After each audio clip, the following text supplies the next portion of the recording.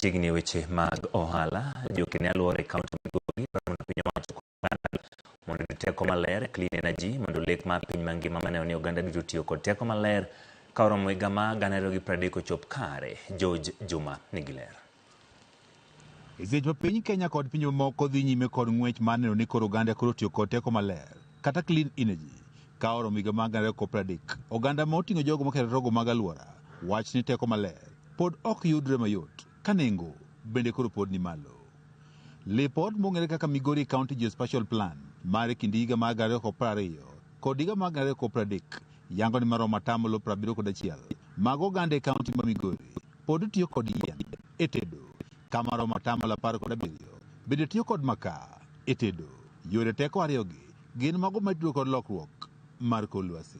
Government oket maino mar environment nikech environment no ene mokonyowa mang'eny ahinya.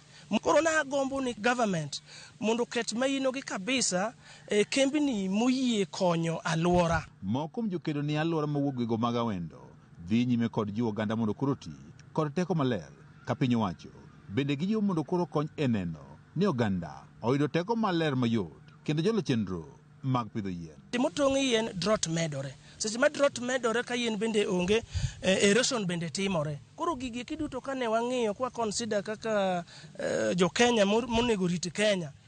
Waneno ni wadar uru e weche mag tiyo gi yien kata maka to wakonyre uru gi pellets. Jokedo ni aluora gigo mag awendo tiyo kod weche go mag tuke ka achiel kod moko e puonjo oganda ber mar tiyo kod teko maler. Sani yude yien mimodo tek. Joma goyo maka bende nigi challenge nikech bunge sani koro odok matin. Emomiyo watemo mondo wa encourage sana nikech magi ma is readily available and storage mare bende ber. Opogore gi yien mogo osialo madongo kande. Jokanyo makedo ni aluora ka otele kod jojo koth wach ni ber ka piny owacho keto maino e loso gige teko maler ma oting'o pellets mondo koro konye tedo mondo oganda owere kod yien.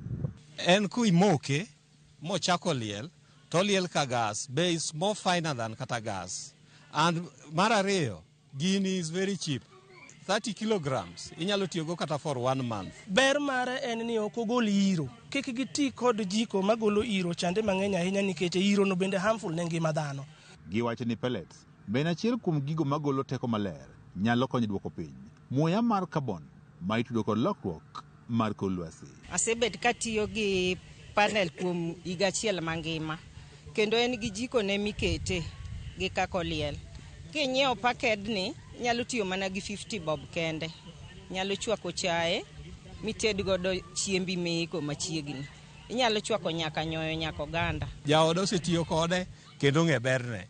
Mae gima sani wan wasechako tiyo godo mondo wanyis ji ni gini tiyo maber. Ka opogore kod jiwo tiyo kod teko maler, jokedo ni aluora gi bende dwaro mondo koro piny owacho koro chiw kothe yien ne oganda e kinde duto mondo jiw pith mag yien e kaunti ma Migori.